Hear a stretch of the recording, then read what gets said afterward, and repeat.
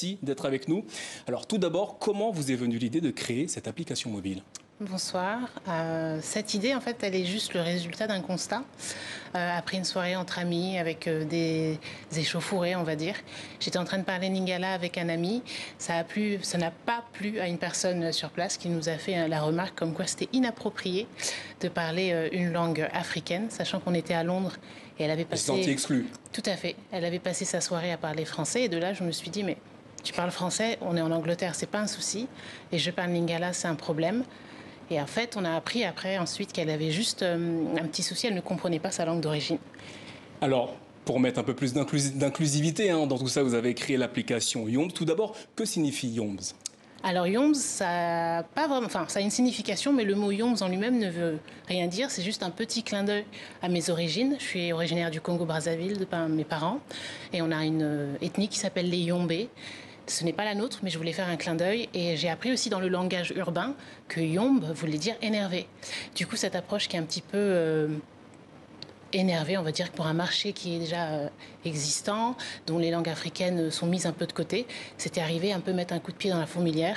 Et du coup, le Z de cette Gen Z, qui est super connectée, hyper connectée, ça a donné Yombs. Alors, cette application mobile qui permet d'apprendre les langues africaines, à qui s'adresse-t-elle ? Alors, cette application, elle s'adresse aux afrodescendants, aux personnes en couple mixte, aux globetrotters, aux curieux, tout simplement les nouveaux apprenants qui souhaitent apprendre une langue autre que l'anglais ou l'espagnol ou l'italien. Et tous les petits curieux, parce que oui, effectivement, ce sont des langues africaines et non pas des dialectes. Combien de langues africaines sont actuellement disponibles sur votre application ? Alors, on a commencé avec le lingala, suivi de l'arabe qui arrive très prochainement, dans 2 mois, et ensuite le wolof. Comment fonctionne cette application ? On voit à l'écran une femme qui pianote sur son téléphone. Expliquez-nous comment ça fonctionne. Alors c'est tout simple, c'est une application, du moins on est en phase bêta, donc test. L'application en elle-même Yombs sort en fin d'année. Et ça vous permet en fait tout simplement d'apprendre des choses du quotidien, un apprentissage concret. Vous arrivez, vous avez plusieurs modules en fait en fonction des thématiques que vous souhaitez apprendre et un petit ciblage du petit niveau. Et tout à 10 minutes par jour, c'est la promesse, en 10 minutes, on a la possibilité d'apprendre le lingala, le wolof ou l'arabe et de s'en servir dans sa vie quotidienne. Parce qu'il est vrai que souvent l'apprentissage, les personnes se rendent compte qu'elles apprennent des choses qui sont complètement inutiles. Et on voulait faire de Yombs quelque chose d'utile. Alors, depuis le lancement de l'application Yombs, quels ont été les retours que vous avez eus ? Alors, plus qu'encourageants. C'est vrai qu'au tout départ de l'aventure, on me demandait mais qui sont les personnes qui pourraient être intéressées par ce genre de prestations ?